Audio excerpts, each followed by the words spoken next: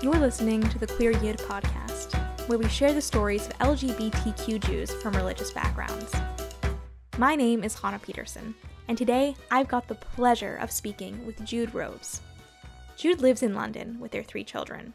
They identify as gender non-binary and their pronouns are they, them. Growing up in Chabad communities in England and in Israel, Jude has gone on a courageous journey of self-discovery, coming to love and embrace all of the facets of their identity. In today's show, Jude and I speak about that journey and about the importance of living life authentically. We hope you enjoy. First of all, thank you so much for joining us and for agreeing to share your story. To start off with, could you tell me a little bit about a young Jude? What was your life and community like growing up? So I grew up in a place called Leeds till I was 10 years old. My parents are Bad Shuvah, so they became more religious as I was growing up. Mm-hmm.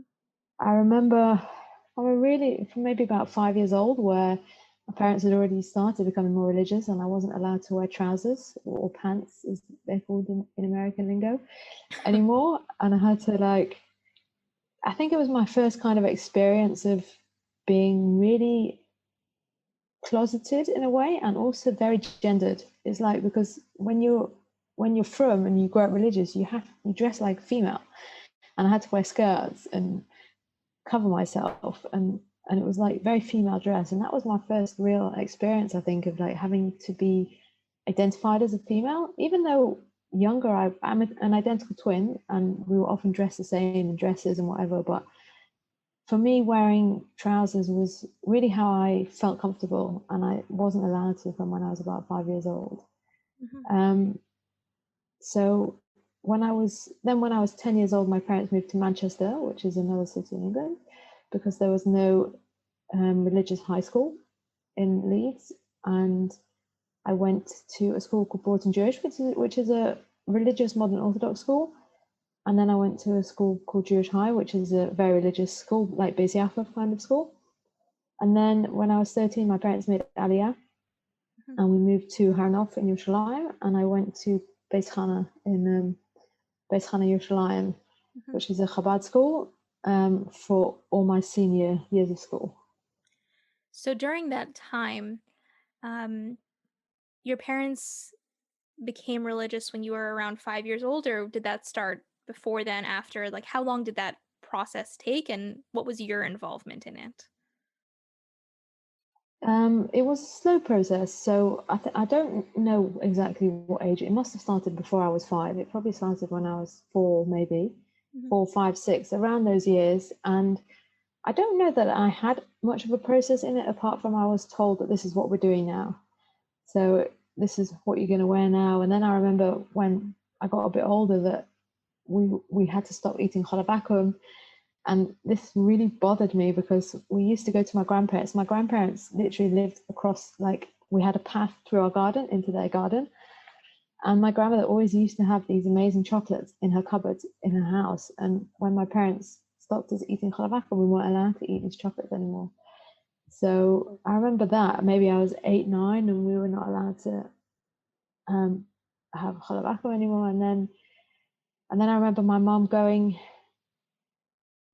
went to New York to get a bracha from the Rebbe, actually, when she was pregnant with my 4th. There's 5 of us in the family, so when she was pregnant with the 4th sibling, and then I remember her coming back and starting to wear a sheitel and covering her hair, and and I guess, and then it was we're going to move to Manchester because there's no from school in Leeds, like high school in Leeds. We were in the Menorah school, which is the Lubavitch school run by the Shluchim in Leeds, and that's where I did my real formative years of schooling.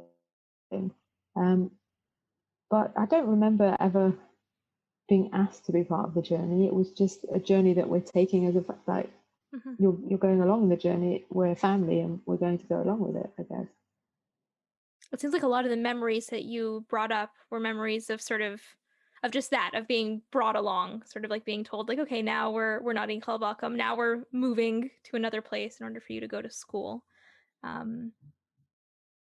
Did you, I guess, enjoy being part of the Chabad community in Leeds and then in Manchester? So in Leeds, I don't know if, yeah, I think I did enjoy it in Leeds. I mean, we had a very small group of friends. There was only a few of us in Leeds. Some were Chabad, some were not Chabad, but it was the school that it was like a community school. Yeah. And in Manchester, although I didn't go to Chabad school, I had some really, really close Chabad. All my social group was Chabad. Mhm. And yeah, I did enjoy being part of that community, but because they were such lovely families and I got on really well with them and they were really like they were my really close friends. So I was very much involved in that community and it yeah, I enjoyed it. When I moved to Israel, I did not enjoy being part of the Chabad community anymore. I The Chabad community in Harnof was really interesting, for want of a better word. And it was also it was very, I don't know what is even the word. It was very frum in an Israeli Chabad way that is not the way I grew up in. Like Chabad in England is very different to Israeli Chabad. Yeah, I think I had a similar trajectory. My family didn't become religious. I became religious on my own when I was like 12 or 13 through a Chabad school. But I in California, and I really loved the community there, and I loved the people. And then I moved to Crown Heights, and obviously my like buy-in to the community kind of went deeper. But when I came to Israel, I tried going to Chabad here, and I was just like, "Whoa, this is a different breed of." Of people, yeah, First of all, the Chabad shul here starts at like 8:30 in the morning, which I think is against. It's got to be against some sort of Hasidic halacha, like. yeah, I know. But mhm. Yeah.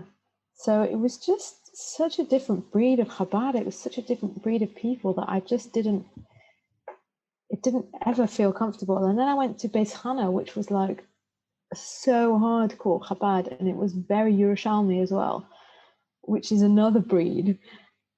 So Mhm.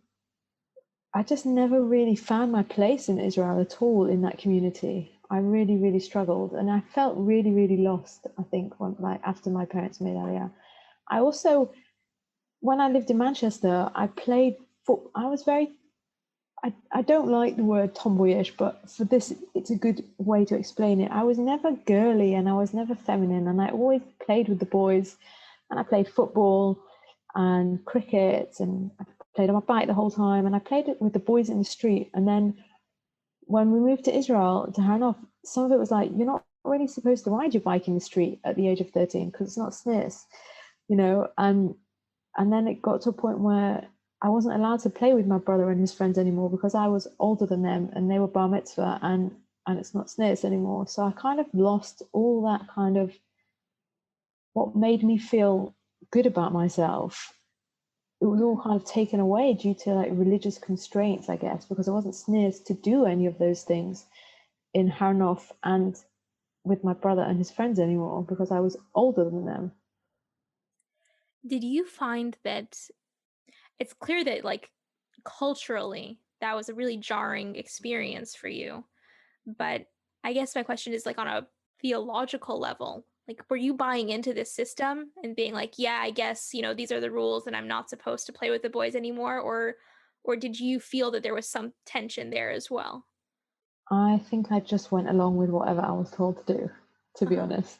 I don't I didn't feel like I had any agency. I was really like, I don't know, I was the good kid in the family. I went along with what my parents always wanted, and it just is what it was. I did it. Mhm. Was there buy into it? I don't, I don't think there was buy into it. I never felt any joy in or real connection, to be honest. It was the path my family chose, and it was the path that I went along with. Mhm. So you finish high school in Harnof. Then where do you go next? So I went to SEM for a year to Chabad SEM in Kiryat Malachi. And I absolutely hated it. I spent a lot of my year in SEM at home doing music stuff because I started playing drums when I was about 15, and I got involved with lots of different women's only bands in the very segregated film world that they have there. And I played for a few bands. So in my year during SEM, I spent as much time back at my parents doing drumming stuff because I hated SEM. I also didn't fit in there. Everything felt like the SEM I was in was very much into. They were either the like really hardcore Chabad girls that were really into their Chabad learning and everything, or there were the girls who got drunk every night or like tried to jump over the walls and go hang out with boys. And I don't fit into any of these categories, so I kind of just did my own thing. I wasn't really Chabad and I didn't feel any connection, but it was also, this is what you do. You go to SEM after you finish school, you know. I also, going to Chabad in Israel, it was very much scripted of what you do next. So it really was, you go to one of the Chabad SEMs in Israel. So you either go to Tzfat, Kfar Chabad Yerushalayim, you do a degree in teaching for 4 years, and then you become a teacher and you get married during this process and you have children. And that's what everybody did. And I didn't want to do that. So I went to an American SEM because you still go to SEM, you know, because that's what you do. So I went to an American SEM where I didn't have to learn to be a teacher. And yeah, I didn't enjoy that year particularly. And then after that, I went on shlichus in America because that's also what you do after, like, you know, you buy into the whole thing, you finish them, you go on shlichus. So I went on shlichus for 3 months in America, in Pennsylvania, and I really struggled with it. I went to a place where I ended up having to be a teacher of little kids, and I after all that yeah, to not be a teacher. exactly. And I knew that teaching was not my calling. Like, I just did not want that responsibility. Also, I think when I think about it now, it's like, how can I teach something that I don't have that real buy-in or authenticity to it? You know, when I think about it now, it's like, yeah, how can I give it across to someone else when my own authenticity doesn't feel that? So I didn't enjoy teaching, and I left Shlichus after 3 months, and I went back home again. And then I had a job. I used to work as a dental nurse. So my dad's a dentist, and from when I was 14, he trained me to be a dental nurse. And after school, because I was really I didn't have a lot of friends in school because I just didn't click with anyone. So I used to go to work. So from 14 till 19, I worked as a dental nurse after school, like all different dentists. So when I came back to Israel, I had a job in my father's surgery, and I got a job straight away as a dental nurse and receptionist in his surgery. And then my parents, yeah, it was, I guess it didn't even occur to me, but obviously my parents were thinking of it, like, shidduchim. I was 19 years old, it's shidduchim, you know? Yeah. That's what we do. Yeah, it is what we do. During that time, clearly you weren't happy with, I guess, sort of the prescribed path that you were moving along. Did you have any inkling to your own queer identity at that time, or was it something that was still sitting at the edges? I had no idea. It was so, I can't even say it was sitting at the edges. It was like somewhere else entirely. What I was doing at that time, which I found really interesting, is I was really into like looking at, I guess, different images. I was really interested in the male anatomy because I never felt really feminine, and I wanted to discover what a man is, like what a man's penis is, I suppose. And I really wanted to see if that kind of thing felt like it fit a little bit. So I was exploring that just on the internet with pictures and stuff like that. Like, and then I used to like delete my history so nobody could see what I was doing.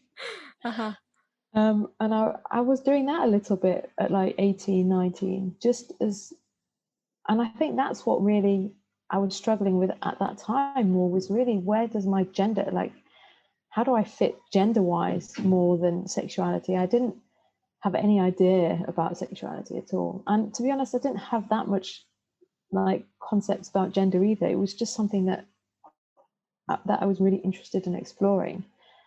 So I was doing a bit of that, and then, yeah, I guess.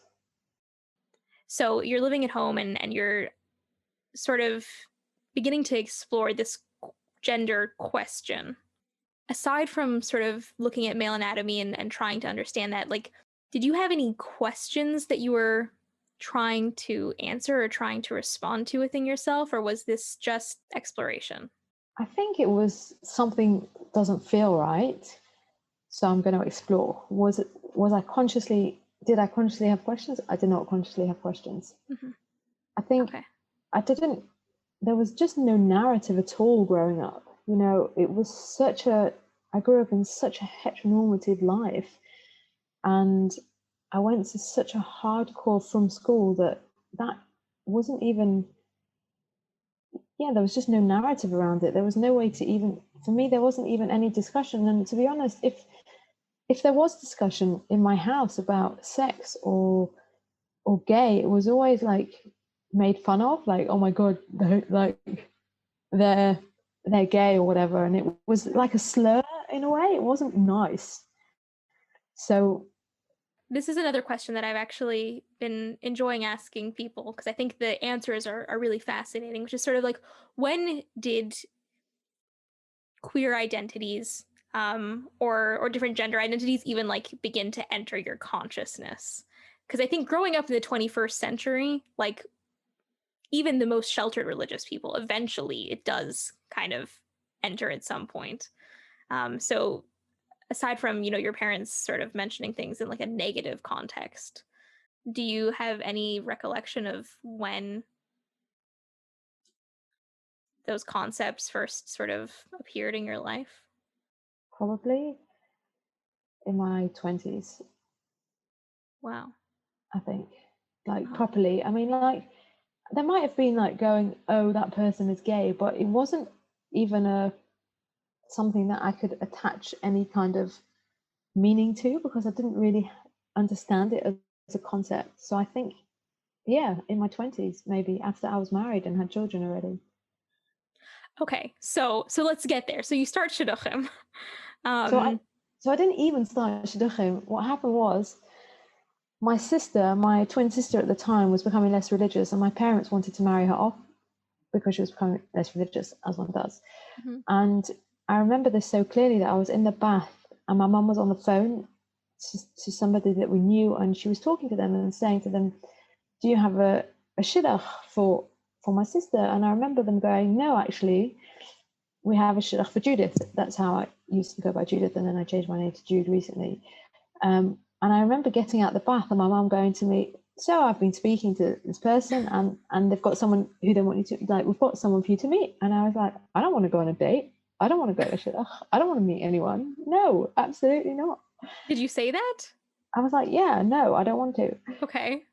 And my mum was like, no, just go out. You'll have a good time. You know, it doesn't have to be serious. You know, you can just have fun with a guy. What have you got to lose? Just go out with him. So I said to her, fine, but I'm not changing what I'm wearing, and I'm wearing clothes that I feel comfortable in, and I'm not putting makeup on, and I'm not doing any of those things. I used to dress like as much or as least feminine as possible. I used to literally wear long denim skirts and like hoodies every single day, because I didn't want to be feminine. I didn't want to wear flowers, didn't want to wear makeup. I didn't really want it to be scripted into this female body.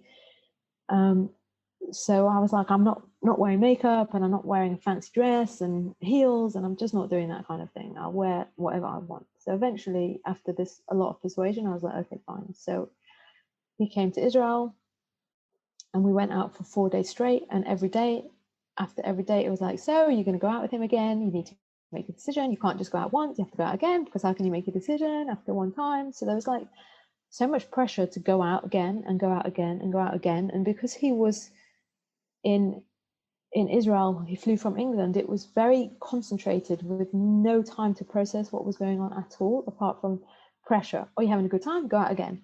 Like, whether you want to do it or not, you have to go out again. And then 4 days, it was like Monday, Tuesday, Wednesday, Thursday, and Thursday he flew back to England. And then there was the discussion, are you going to go to England on Sunday to carry on dating with it? Like, to date, you need to decide whether you're going to go or not. And you need to decide now. So I was really like a lot of pressure into going to England. Yeah, I mean, that's not even like time to process what.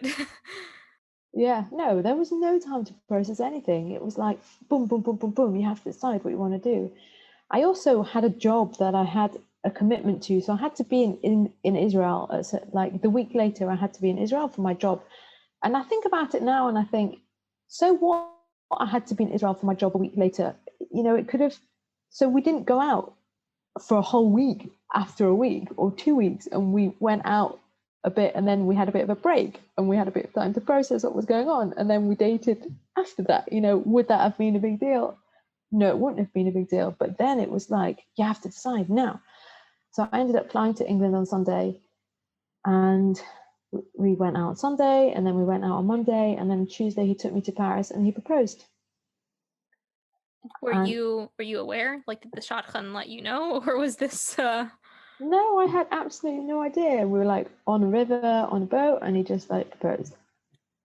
And I was like, yeah, sure, okay. Like, who has time to even think about processing?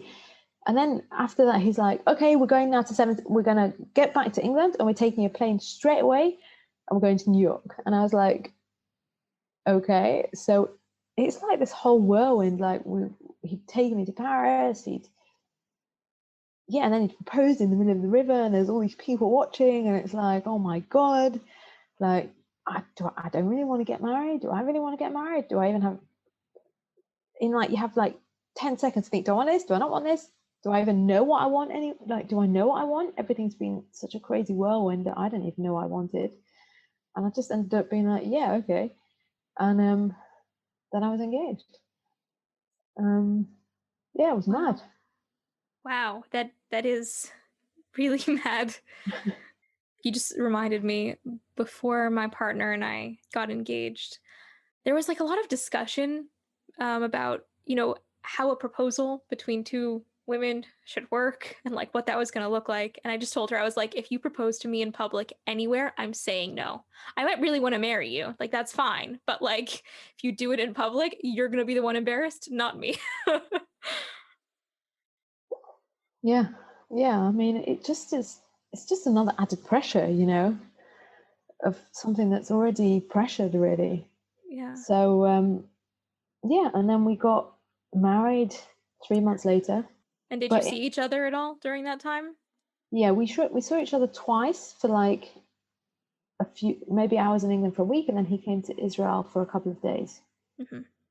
Um, yeah, we saw each other twice during that time, but it was mad. It was intense, and it was, I don't even know. And then I was like, I remember going for this dress fitting, and it was such an awful thing for me, this dress fitting, because it was another really female thing to do, having to wear this wedding dress. And I remember going to my mom, I hate it, and I want the most plainest thing possible. No lace, no puffiness, no any, like, I just wanted something so simple, because it just felt so alien to me, this experience of having to wear a wedding dress.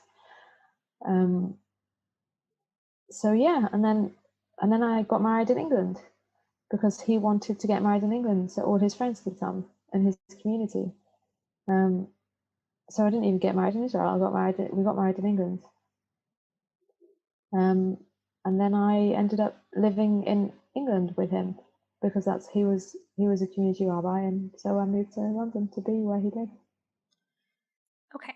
So all this happens within the space of like 3 months, 4 months, that like you meet, from phone call while you're in the bath through living in London, married to a community rabbi. Did you have any thoughts or feelings either about your gender identity or queer identity, or, about the religious component of your life during this time of like really great change and upheaval? Definitely not about gender identity or sexuality at all. Definitely about religious stuff. In a way, it was like, I think it was, how can I be authentic, or what I think what I really struggled with through all these years was authenticity, that I'd never felt authentic. And I was thrown into a community role as a Rebbetzin where everyone has these certain expectations of you, knowledge and expectations and beliefs, and I suppose I felt really under par, for want of a better word, because I didn't have them, but so I felt like a fraud constantly, without even realizing that I felt like a fraud. I realized this so much later, but then I just knew that I was really, really uncomfortable with what I was portraying all the time, whether it be that I had to wear a shaitel. So I suppose gender-wise, it was fitting into more. It was this constant struggle of having to fit more and more into female gender roles. So being a Rebbetzin was another female gender role, and I had to wear a shaitel, and it's like you wear a shaitel. So I'd lost the hair like I wanted, so I had to put on a shaitel, and that for me was really feminine, and it was a really feminine thing to do. And it was, then I had to wear certain clothes that fitted the role as well. So that, I suppose, thinking about it, if you ask me about gender stuff, that was really hard for me gender wise. But was I consciously aware of it being hard because I struggled with my gender identity? No. I mean, that makes sense. Like if you hadn't had the opportunity to, or even the language to really think about those things, then of course it's not something that's going to be at the forefront. Have you ever heard of Irving Goffman? No. Okay, he's a social theorist, and he's famous because of like impression management, which is something that like we use in like regular speech now, but he was the first one to come up with the theory about how people, have like a front stage and a backstage when they're in any interactions, and even sometimes when they're alone and by themselves. And the way that you described that sort of brought to mind the idea of we have the essential self, which is the self that puts on all these masks of, student or sister or brother. And it seemed to me like you had sort of internalized all of these messages about the kind of mask that you needed to wear. And it Yeah. just didn't fit. Yeah, absolutely. And I think that started when I was a young child, actually. And it just continued as I grew older, that these are masks that this is how I'm expected to be. So this is the mask I'm going to wear. And this is how I'm going to fit in everyone else's expectations of me. You mentioned that when you had to become the wife of the community rabbi, you had to dress a certain way. How was that communicated to you? It was communicated by my ex, who said, I expect you to be a certain way now. I expect you to dress a certain way now. Also by like, we're Chabad and we wear shaitels, and because that's what we do. And whereas and actually it's really interesting, in the community that I was in, it was a very old established English community, and like for sure you had to wear a hat on top of your shaitel because so that people didn't think you weren't covering your hair in shul.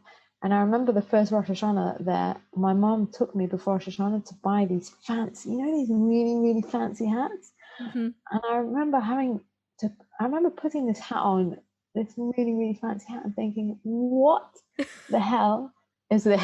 Like, who is this person wearing this ridiculous, it was this grey, like organza fancy hat, and which I'm wearing on top of a shaitel, which is long, which I hate wearing anyway because I detested the shaitel. And I remember looking at myself going like, what on earth? Like, who is this person that I'm looking at in the mirror? I do not have any idea who this person is, and I refuse to wear this hat again. Like, I'm not doing it. Mm-hmm. It just didn't happen. But yeah, and it was, yeah, community expectation, my ex's expectation, and just this is how you're supposed to be. This is how you're supposed to dress as someone in a role. So you're living in London. You are the Rebbetzin with the shaitel, with or without the hat. And what happens next in your story?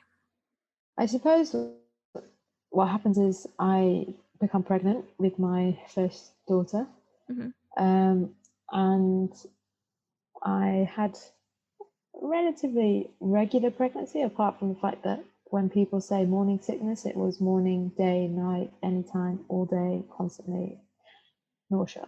So it wasn't great. It wasn't a great experience for me. No, it does not sound like it. No, it was not. I really, really struggled with being pregnant and feeling nauseous. I also have a phobia of vomit.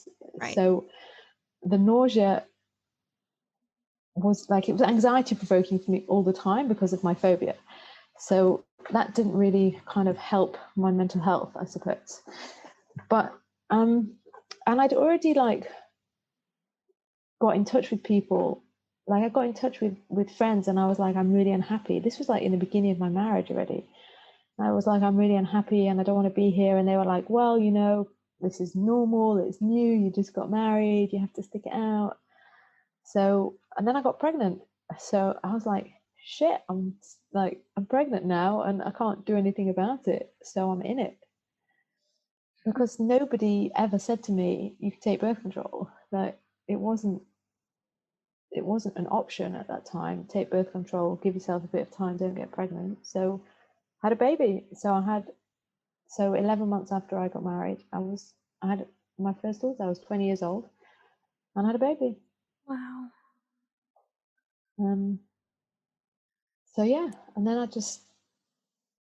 it's more losing myself because it's more being in that more, it's another role. I suppose it was another mask that I had to put on. Now it's the mask of mum, which is another female mask. Which I have to say, even for the best and healthiest and like most self-aware of circumstances, putting on that role as parent for the first time is a very difficult transition. So I can't imagine that while you're living under the stress of trying to just figure yourself out and live who you are, having to add on, the sleepless nights and the social expectations that come along with that. Yeah, there was like lots of social expectations that you have to breastfeed, and that lasted about 6 weeks, and then I was like, I'm not doing this anymore. That was just another pressure for me, and it was just another, a mask is a really good word. It was another way of being that didn't feel like me, I guess. Out of curiosity, were you the first in your family to get married? Yeah. Okay. Because I realized you said that the shidduch was originally for your twin sister, but it got passed down to you. Uh-huh. Yeah, she never got married.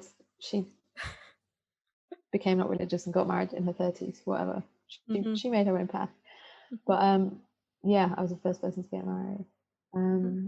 So I have a daughter, and I guess I struggled through that. And then we moved back to Israel. Actually, when she was 9 months, we moved to Israel, where my ex wanted to finish his smicha. So we moved to a kollel in Mavaseret Zion, which was lovely. I loved the environment in the kollel just because there were other people to talk to.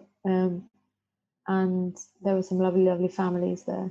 I'm sure other young mothers as well who are probably going through their own shit. Yeah, exactly. There was lots of young people doing the same thing that I was. Was your family still in Israel at that time? No, my family had already moved back to England. My family moved back to England when I got married. So no, but my twin sister at that time had also moved back to Israel to live for a little bit. She had come to England and she went back to Israel, so she was there. And then when my daughter was 1, I got pregnant again because you only get a heta for a year for birth control. By that time, I did have a heta to have birth control, so I got pregnant again, and and then I had another baby 9 months later.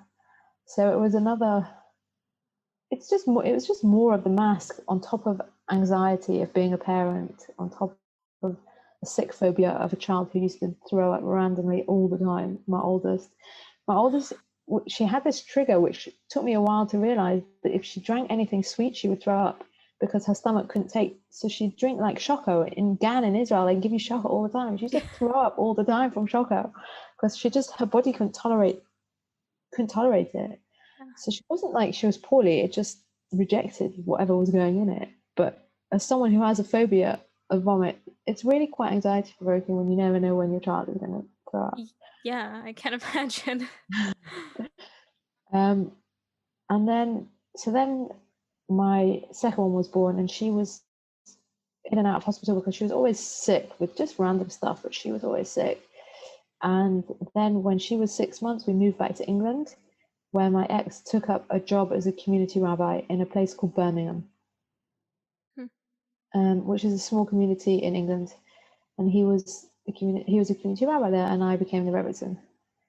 And then again, yeah. And this time it was like even more pressure because in London he was assistant rabbi. He wasn't the main rabbi. Whereas in Birmingham, he was the main rabbi and I was the main Rebbetzin. So it was my shul. And there was expectations of me, like having guests all the time or doing children's services and teaching Cheder sometimes. So there was, expectations started, I suppose. And that was another mask and another way of losing my authenticity. Going back into this role after having had, I guess I don't know if it was a break because you had two children in between and you had moved countries, but after having some space where you didn't have to be in that role, what was it like going back into that? Did you have different thoughts now that you sort of knew what it was going to be like? No, I just knew that the only reason why we went to Israel was to come back to do that. Mm-hmm. So it wasn't like I had a choice to go, no, I don't want to do this. It was him and his life and his job. And I'd kind of signed up for it when I married him, like unwittingly, unknowingly signed up for it and not really knowing what I'd signed up for. But that was kind of part of the parcel, along with, this is what you like, you're my wife, you have to be my supported Rebbetzin, and I'm going to be the rabbi.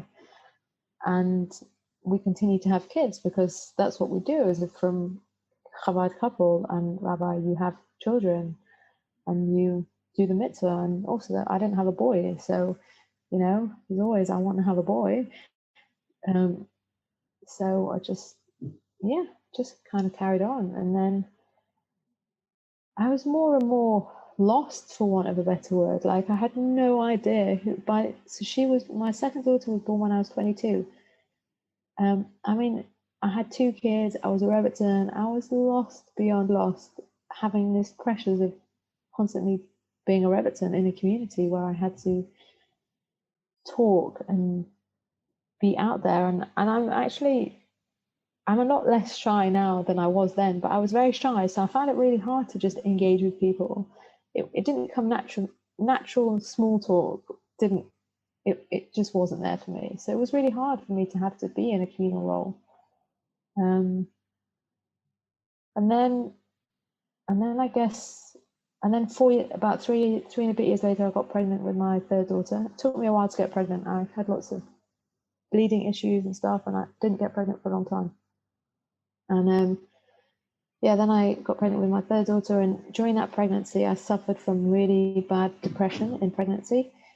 And I think I had a bit of postnatal depression after my second daughter, which was undiagnosed. And then the minute I'd never really healed from that postnatal depression for the 3 years that I was not pregnant. And I was struggling with a daughter. My second daughter I was in and out of hospital with her the whole time, and constantly having to go to A&E with her, and constantly having to deal with my phobia in my face all the time. And it was a huge buildup of anxiety. And then I got pregnant and suffered from really bad depression in my pregnancy. And I also had a very difficult pregnancy. And then after she was born, I had really bad postnatal depression, which was undiagnosed for a long time. I was also afraid to I was afraid to reach out to anyone because of the community role. So I was afraid to say I'm struggling and this is how I'm feeling because of the expectation on me as somebody who is in a community. So it took a really long time for me to have the courage to, like, I would say when she was about 7, maybe 9 months, where I finally went to my doctor and was like, I don't know what to do. I'm really, really struggling and I just don't feel right.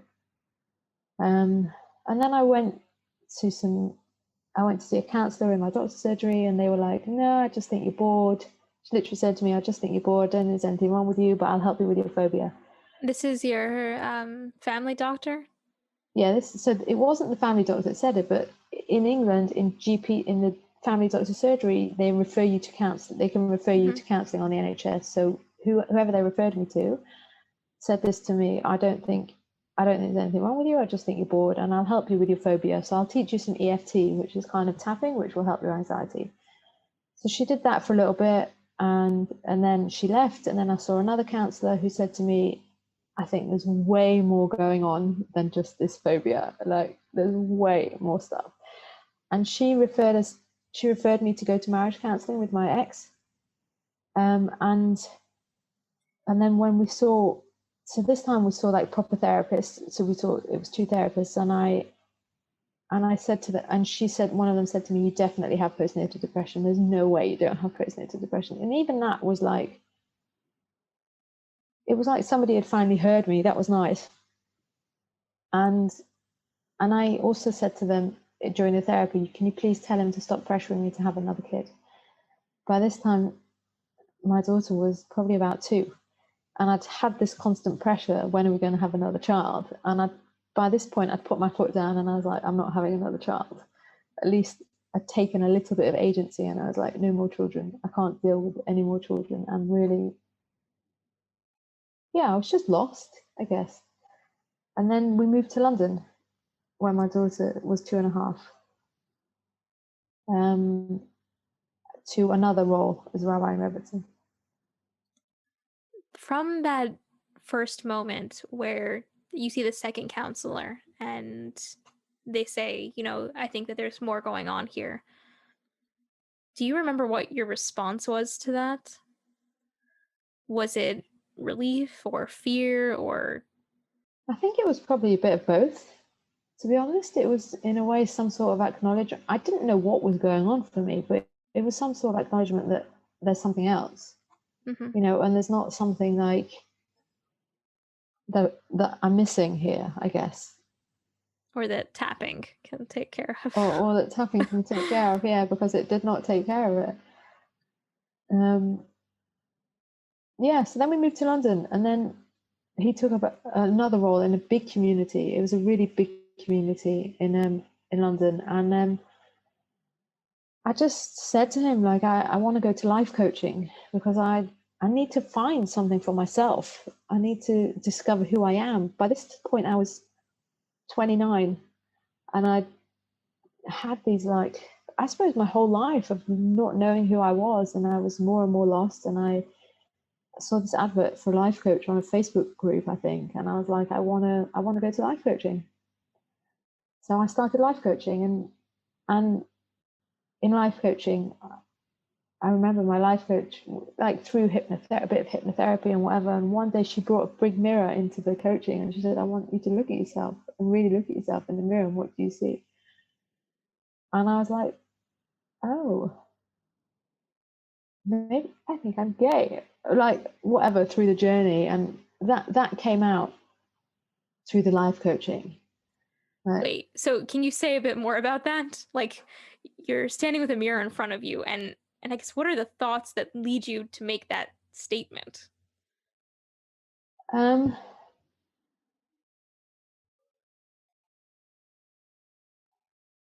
don't know, actually. What I think at that time, I was already noticing that I was a bit more attracted to women, and that I had started to develop feelings for someone that I knew, and I think through talking about that, and through what was really interesting, every time I went to life coaching, I sat in the room and I took my hat off, I was like, I'm not wearing a hat in here. This is not me. This is not authentic. It's coming off. So I never covered my hair during the sessions because it just didn't feel like me authentically.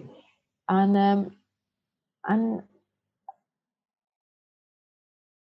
I think just through exploring that and exploring what felt comfortable and realizing that actually I am attracted to women, led me to the realization that actually I'm gay and I'm attracted to the same gender or sex or yeah. So you have this realization, and how did that feel coming to that realization? I think it felt really scary, and I was like, what do I do with this now? Like, okay, this is what I've realized. What's next? And I didn't think too much more about it actually, because then I went home and I told my ex that I realized I'm gay, and he said to me, "Oh, I want a divorce." Like, same night? Yep, I'm gay. He said, "I want a divorce," straight away. Did you think that going into that conversation, that was a possible outcome? No, not at all. I was just sharing with him what I'd discovered. I also didn't think it was a possible outcome because we had been and we were in marriage counseling together, and he constantly said, "I don't want to get divorced. I don't want to get divorced. I don't want to get divorced. I never want to get divorced." And then I came back from this life coaching and I'd said, "Oh, I think I'm gay," and he's like, "I want to get divorced." So yeah, that's kind of what happened next. So we separated. Within about 2 months, we separated, and I moved out of I moved out of the house where he stayed with the kids because it was a shul house. So I moved out, and I ended up staying with a friend around the corner for 3 months. Aside from your ex, did you talk to anyone else about? I mean, obviously, the separation, I think, is one thing. There's some obvious facts on the ground there, but the realization that you had come to. I spoke to one person, Mhm. one friend who's the friend that I actually ended up sleeping in her place for 3 months. But apart from her, no, I didn't tell anyone else about it. Mhm. I didn't know how to process it, to be honest, on top of the fact that now I was Suddenly, suddenly separated and having to deal with all the anxiety around that. I really didn't want to be married or have children. And then all of a sudden it was like, okay, you have to leave. And then it was like, shit, how am I going to be a single parent with all my phobia and all my anxiety? And I couldn't even be at home alone really with the kids because I was afraid if they threw up, who was going to look after them? So I constantly had help. So all of a sudden I was thrust into this, oh my God, I've got to be a single parent and look after my kids all by myself. How am I going to manage it? So that was so much bigger than I discovered I was gay at the time, to be honest. yeah, it brings to mind what you were saying when you were, 18, 19, and just moved home and are starting to explore these questions about your gender identity. And then suddenly you're thrown into shidduchim and marriage and moving and everything that comes along with that. And here you just start to like move into this space of I'm gay. What does that mean for me? And immediately you're thrown into this role of I'm a single parent now. I need to deal with a separation. Um, Yeah, that's a yeah, lot. that's exactly what happened. And so I had to deal with that. And at that time, I decided to leave life coaching and I started going to therapy right around the time I separated. And I started really going through a journey of self-discovery in therapy. And actually, I think it's interesting what you say. I was like thrown into marriage and thrown into parenthood. And I think what really helped me discover myself was after so we separated in March, and after my kid, and then in July I got my own place, and then after my kids were like half living with me, half living with my ex for the next 7-8 months, and I went actually in February the following year. So it's about 9 months later, someone said to me, I was so lost, like in anxiety, in stress. I was not like, my kids were really anxious. I was really anxious. And I just was not coping with anything. And someone said to me, come with me to a single base Chana in America, in Yeah. Minnesota, run this The single. Manus Friedman retreat. Yeah, Okay. exactly. Said to me, come to this retreat in Minnesota. And I was like, they were like, we'll pay for your ticket, we'll pay for the place, just come. So I went to this retreat, and I ended up speaking to she's a life coach, to someone there, and I said to her that I'm struggling. So I didn't actually go to any of the classes. I couldn't take sitting in any of the classes. I literally spent the whole time in my room or in the kitchen with the chef, chatting to the person who cooked. And then I spoke to like and I ended up having lots of conversations with this life coach, who I still keep in touch with today. She's amazing. And I said to her, I'm just not coping. And she said to me, why don't you ask your ex if the kids can live with him? Like, it's not the end of the world if your kids live with their father while you Work yourself out a little bit. while you deal with your anxiety and stuff. So that for me was like the first time someone had said to me, you're allowed some time for you, like, and you don't have to listen to everyone else's pressures, that you're a parent and you have to be a parent and you have to look after your kids. And she literally was like, it's okay to say no. It's okay to say, I need a break. It's okay to find some space for yourself. And it was a real revelation for me that someone had said that to me. And I was 31. No, I think I was 31 by that time. And I was like, wow, I'm 31 years old. And someone said to me, you can take a break. So I came back from Minnesota and I said to my ex, I'm just not coping. Please, can the kids live with you? And he actually agreed. And they moved into him full time. And I saw them every weekend, but they weren't actually living with me. And then I really started a journey of self-discovery through therapy. And I went through what I call a rebirthing process, even where I spent about a week being held in water. Like, my friend literally got into the bath with me. We were in our swimming costumes, and I just needed to be in this water and have the experience of being in water.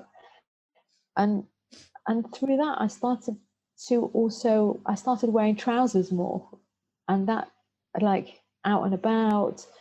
And I got my get, and I stopped covering my hair, and I started cutting it the way that felt a bit more authentic to me. And I started taking these slow steps of finding what was authentic to me. And I did it in therapy. Like, I wore trousers for the first time with my therapist, and then I wore trousers out and about a bit more. And then I started to build courage a little bit to be out in the streets and feel more authentic as myself.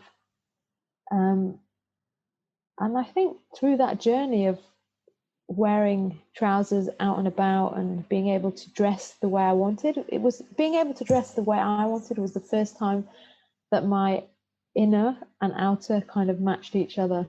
And I was showing my authenticity to the world, I guess.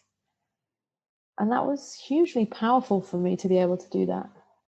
You started your story with talking about, a 5-year-old Jude, and they're suddenly expected to stop wearing trousers and to start wearing skirts. So it's almost like you are sort of picking up where that Jude left off. Yeah. Only almost 30 years later. Yeah. Yeah. And through that journey, I started really discovering more of my own gender and more of my own gender expression. And also through that journey, I started becoming more comfortable with telling people that I was gay. I still found it really hard. I was really afraid. And at the same time, people were already making assumptions about me because of the way I dressed. There are a few things that you mentioned that I'd love if we could sort of dive into a little bit more. The first one is you are wearing trousers and you're not covering your hair. And was there a religious voice in any of that? Like, did you have any part of you that was thinking about that in religious terms? Or was that not in the room, like in the room of when Jude is making their decisions? Was religion a voice in the room? Religion was a voice in the room still, and the voice of me needing to find myself was stronger. Okay. There was definitely you're not really supposed to wear trousers because you're a woman and it's not sneers, and and and I couldn't stop, and I didn't want to stop the power that I was learning to be within myself to feel authentic. So I didn't kind of listen to it, I suppose. I still went to shul. I still went to shul and I still put a skirt on, and I still, for a while, I still covered my hair when I went to shul, and I put a hat on because I was married. Was that And something that you cared about, or was that something that you were doing because of your kids or familial expectations? Or some of it was for my kids, I think. Some Mhm. of it was I was trying to find a new community. And yeah, some of it was I was trying to find a new community, and how do I find a new community without going to shul? And I went to Chabad shul because that was a community that I knew. So I moved to a different area and I went to Chabad shul. Okay, not the same shul that your ex was running. No, not at all. Not at all the Okay. same shul. That's for another story. I was banned from going to that one. But so yeah, I did go to shul, and sometimes like Rosh Hashanah, Yom Kippur, I still went to shul because it was really meaningful for me. The davening of Rosh Hashanah and Yom Kippur has always been really meaningful. So, and the Chagim, I still went to shul for that because it was meaningful. But then it got to a point where my religion and my gay identity did not fit together anymore, because I didn't. It got to a point where having to put on a skirt felt less and less authentic. Therefore, going to a shul that was really segregated became more and more difficult. And having to go back to that and having to put on a skirt because that's what you do when you go to a shul that's orthodox felt harder and harder. And I felt more and more lost in that process of having to connect with Judaism that way, I guess, if that makes sense. Yeah, absolutely. Chronologically, when is this happening? So you're divorced at 31 and you're starting to take steps to discover what is authentic to you and to, begin to move through the world like that. Could you take me through the timeline of how you move from there to where you are today? Yeah, so I guess it was a slow process over a few years. So I left my kids when I was 31 at their dad's, although still looking after them. And slowly, as I started to find myself more through the years, my kids started living with me more and more. And I started to be a stronger parent and a more authentic parent. And it took, I don't have like a chronological timeline for everything, but then I guess I started wearing trousers more. And at one point when I started wearing trousers, my kids were like, please don't do it in front of us, in front of our school or in front of our friends, because they were really embarrassed because they were still in Chabad schools. And it was embarrassing to have a parent who looked different. Yeah. And I didn't do it as like one big process. I really took my time to really do what felt authentic to me over the time.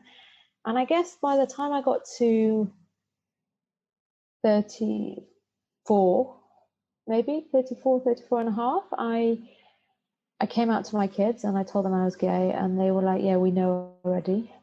They were like, yeah, we know, next. Like, I probably waited a bit too long to tell them, because I was already dressing really masculine, I suppose. I was wearing shirts and I was wearing more baggy trousers. I was wearing boys' clothes. I did not shop in the women's section anymore, Mm-hmm. unless I had to put on a skirt to go to shul. And then And then actually, a really big pivotal moment for me was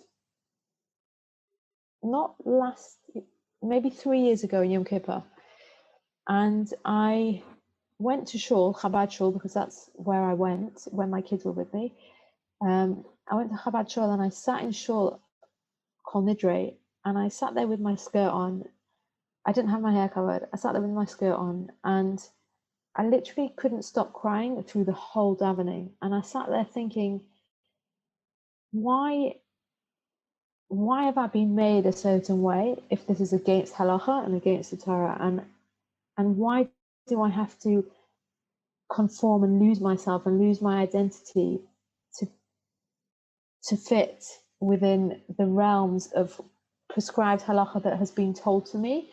And also, to go further than that, is I was always brought up v'ahavta l'recha kamocha, love your fellow Jew, and there's so much of this, we're not going to love you if you present differently and if you don't conform. And it just didn't fit, and it made me so angry and so sad that I sat in shul, like on Yom Kippur, Kol Nidre, and I couldn't open a machzor, I couldn't daven, and I just sat there crying, and my kids were sitting next to me, and I just couldn't stop crying. And I left shul on Kol Nidre, and I was really, really distressed, actually, like just really struggling with how can I fit my worlds together? Like, do I want to feel connected? Do I want to be connected? But I really, this very deep need inside of me to be authentic. And I left Shul Kol Nidre, and I went back for Ne'ilah, and I sat there reading a book. I didn't daven, I just went back. And because I went back with my kids, and I sat there reading a book. And from then on, I've never worn a skirt again. And I decided that I am going to be my authentic self wherever I am. So whether I'm in shul or whether I go to my kid's school that was from, or wherever I am, you either take me as you are or you don't take me at all.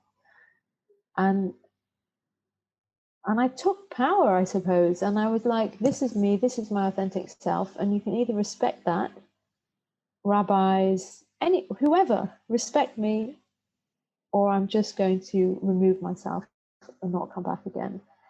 And I did that. And what has the reaction been? Mostly the reaction's been, you are who you are, and we respect you for being who you are. I have an amazing connection with the rabbi of the Chabad community, who constantly tells me that he's learned so much from me. He has learned to embrace different people, different sexualities. I mean, he not necessarily publicly, but very much privately. And he has lots of conversations privately with people. I come to shul. He always, if I go to shul, which I don't go to shul very often anymore, I don't like going to shul. It's not my community, because the community members really still struggle. They just don't get it, and I look different, and they don't know how to respond to that. But from the top, the rabbi, every time I would go into shul, every time my kids come into shul, he makes an effort to come to us, to say hi to us. He has told me and his wife that we're like family, and his kids have told me that we're like family. And he spoke at my daughter's bat mitzvah 2 weeks ago, and he said, "You're amazing, and I'm so proud of you for having such a voice, and there's so much courage." And I think authenticity breeds respect, to be honest. And the more authentic you are, the more people see that and respect you for it, as long as you do it respectfully, as long as you're respectful, if that makes sense. Yeah. It makes me so happy to hear. Like, that's just so deeply, deeply touching. And I'm glad that you've managed to find a space where you can be yourself. Yeah, I'm happy. Yeah. Okay, which I guess brings us to today. What are you up to today? Today I am starting to share my voice, I suppose, is what I'm doing. I think what's really important is that people know that living authentically is never wrong. Like living your authentic true self as an out, proud, queer Jew, whatever that means to anyone, everyone has their own meaning to that. But if you live that authentically with pride and with joy and with happiness, then it's not wrong. It's actually it's amazing. And it's so powerful to be able to live that truth and to live your truth. And how can something that is powerful and true and authentic actually be against what Hashem wanted us to be? I think that that's a question that everybody is forced to ask themselves. And the answers that I received from a lot of people around me were that you can't. That the answer to that is that it's not possible, and there's a contradiction that you need to resolve, and that's it. But my personal take on it is that sometimes it's okay to sort of live in the space between, to lean into the dissonance. 100%. I think sometimes it's the only space to lean into, because how can you live your life? I mean, I can't tell you that sometimes I don't have conflict. I do have conflict about it, and at the same time, I don't want to live my life in a constant state of conflict. So the only other choice is to lean into the grey and to be with the grey. So I straddle worlds. So I straddle the frum world, I straddle the queer world. My kids some are frum, some are not so frum, and we bring in a mix of everything to what feels right for me as a person and for me and my family. Do you think that these kind of realizations about yourself, do you think it would have played out better or differently if you were not part of the religious world? I really don't know, and I don't know if I'd even want to know. However hard and challenging my life has been, I would not be the person I am today without going through those experiences. And I'm really, really proud of myself and my experiences and how I've grown and become the person I am today. So, yeah, maybe it would have been less challenging, and maybe I wouldn't have had to go through so much heartache and pain and struggle of self. But then, would I be who I am today is the question. And I love who I am today, and I'm really proud to be an out, proud queer Jew. So would I change anything? Not really, because this is me now. Well, for people starting off on their journey, who I hope will stumble across this podcast somehow, somewhere out there, what would you say to a young Jude? What words of wisdom would you like to take with you on the way if you could? I think two things. One thing is try and find, if it's not all of you that can be authentic at the time, find pieces of yourself that you can feel authentic with, because that just builds power. And you get to be authentic in one bit, and then you get to be authentic somewhere else. And then slowly that builds up the puzzle of who you are in your authenticity. And living truly authentically only brings you power to be more authentic and to be more true to yourself. So just find those bits in yourself that really feel like are your authentic self. And the second is find those people close to you who you can trust to help build the power as well. Know who they are, be with them, and on the same scale, don't engage or put strong boundaries with those people that are not healthy and that don't build you up, because they're never going to support who you are totally, and therefore you'll always have doubts. When you hear doubts of others, it brings doubts into yourself, I guess. So that's really what I would what I would suggest to somebody really starting on their journey. Just find little snippets of who you are and build on them.